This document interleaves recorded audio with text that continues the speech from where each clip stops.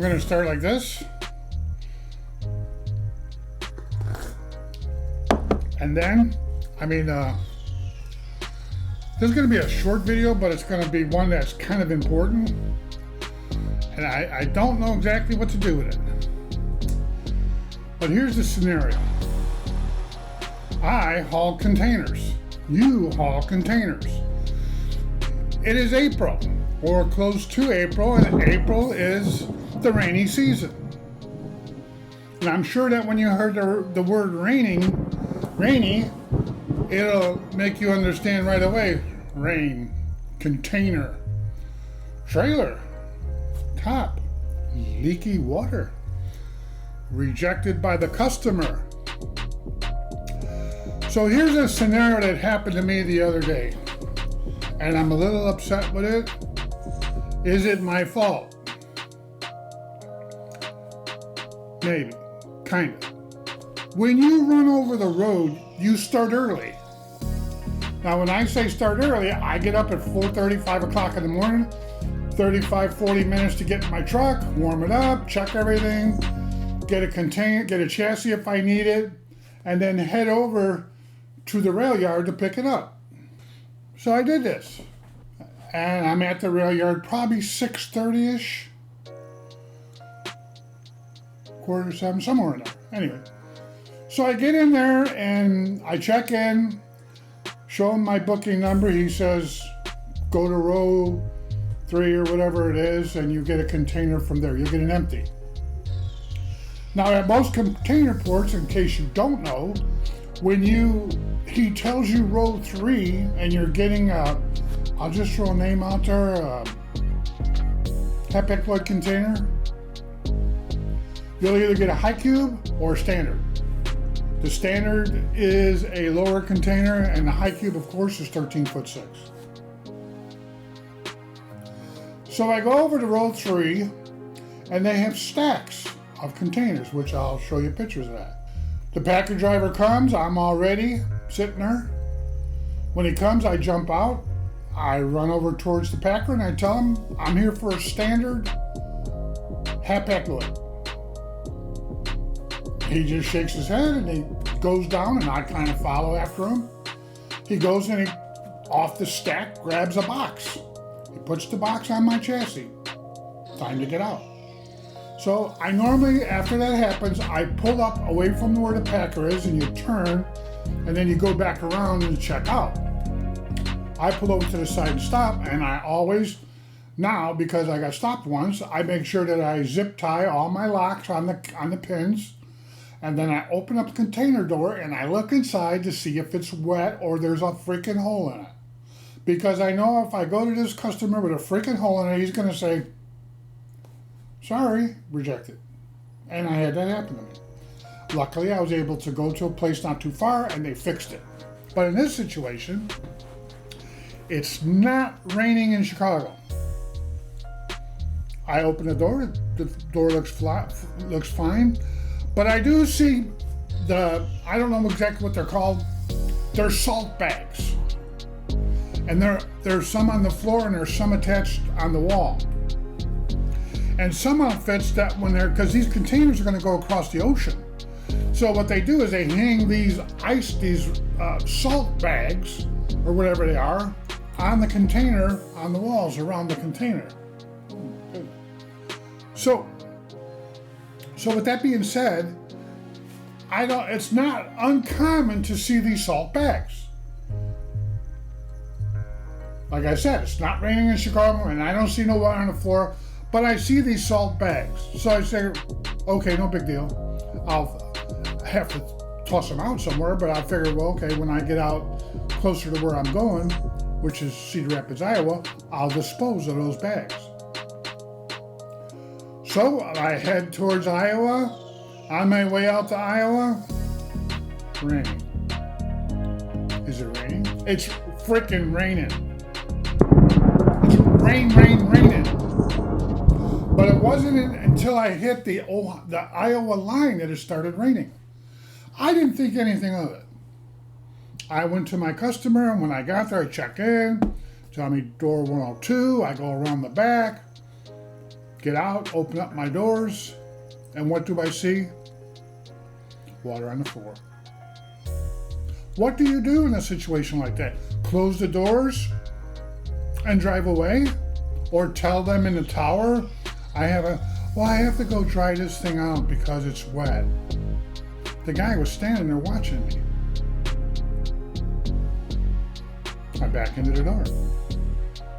Get out, put my thing down, I figured out. I didn't see it dripping from the ceiling. I did see stuff on the floor. And I did remove those bags out of there.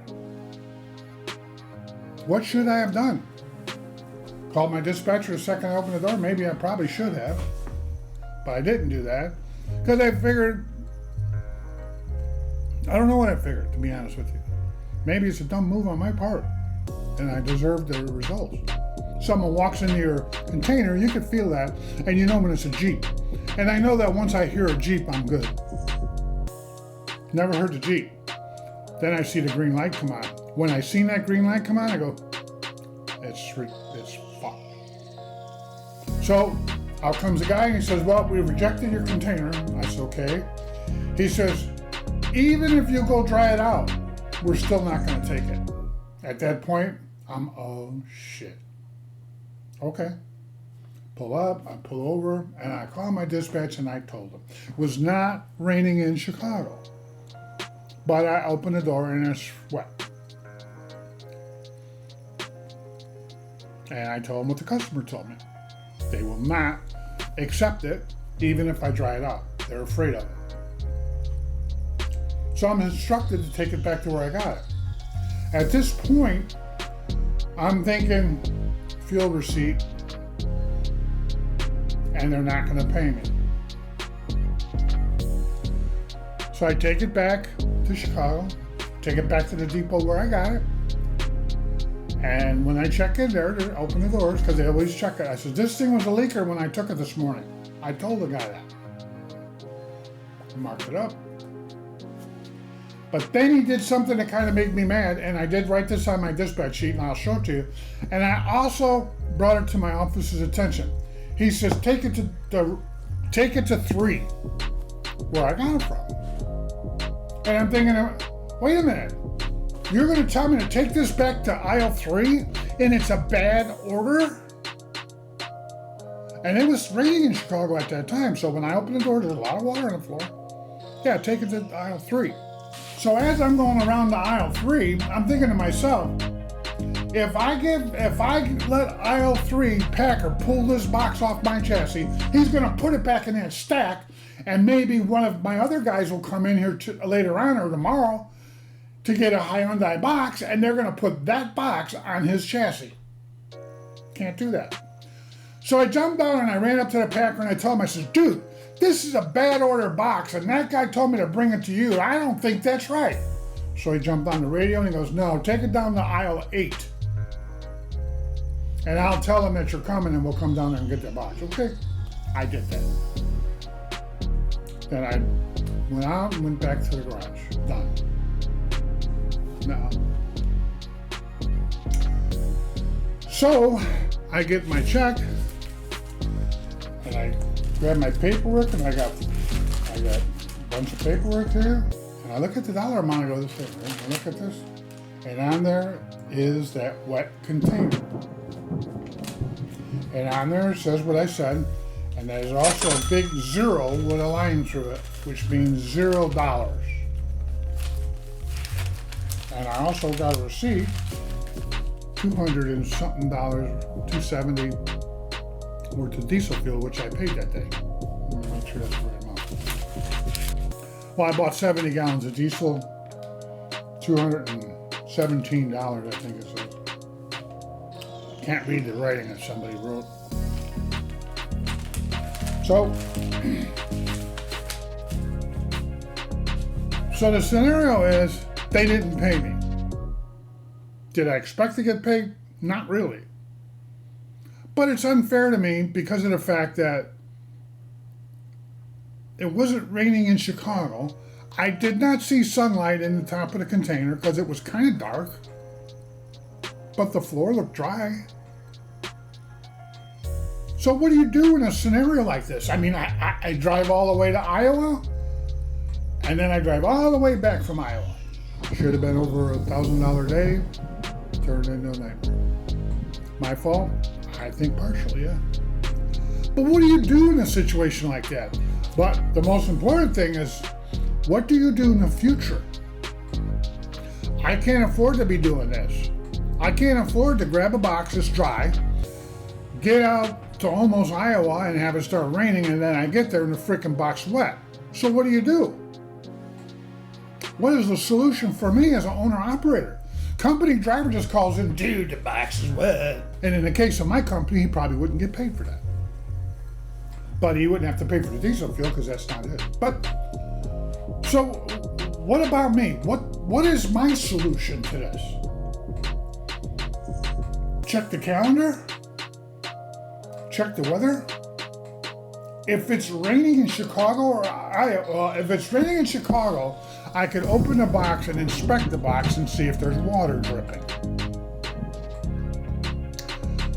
But if it's dry in Chicago, and even if it's bright sunlight in Chicago, and I walk into the container, and I walk all through the container, and there's no water leaking, and I don't see the sunshine. So what's the scenario? What do I do? Stay home if they're predicting rain? If it's raining in Chicago, at least I got a fair chance to look and say, uh-oh, there's no rain in here. There's no leaks, there's no water inside the container. Gotta check it good. Better check it good, drivers. But if in the scenario of it's beautiful in Chicago and it's not raining, you're taking a chance when you get to Iowa. Maybe it'll leak through a seam that the sunlight didn't come through. For whatever reason. Could be that it's in the corner.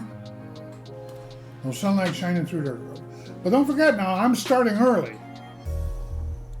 So what do I gotta do? Start later now? To see if I can see sunshine? And then when I get out to Iowa, pray when I open the door there's no water? Or stop on the way out there and double check? And what if I'm halfway out there? And I open it up and I see water? Are they going to say, bring it back? Or go waste 2 or 3 hours at some place to see if they can't seal it? It's a terrible situation, and I don't know how to answer it. And staying home because it's raining out is asinine. But I can't afford to drive out to Iowa and then get it rejected again. It's not fair to me, and it sucks, and I'm sure that it's not happy to the customer either, because they're waiting to load that box and now they don't have one because it's rejected. So what do? What would you do?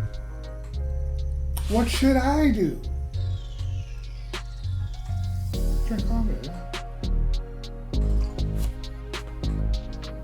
Anyway, leave me a comment on what would you do? What do you think the best course of action is? And I lost the cost of diesel fuel. 70 gallons worth of diesel fuel wasted. Is it my company's fault? No, I can't say it's their fault. Is it my fault? Partially. But what should I have done? That I need to know. I don't know what I want to do. I should have probably opened it up out there before they got to see the box and checked to see if it was wet inside. But normally if when you check in Chicago and I didn't see sunlight or not like that, and there was no water on the floor, there was some freaking bags on the floor, but that don't mean anything. Those salt bags are in a lot of boxes. They are. A lot of customers hang those in there just to make sure that there's any, because sometimes the ceiling sweats, so they throw those bags in there. They hang them. Plus they got air hose in the side of the containers. I'll see if I got a picture of that. But there's air holes in the side of the container all the way around it, and splashy water can come in through those holes. So what do? Leave your comment down, and don't forget the most important thing, subscribe and like my video. And if something about my video you don't like, please let me know. I got big shoulders. I might hate you, but it'd be nice to know. But anyway. So I've really blabbed this one up. But what would you do?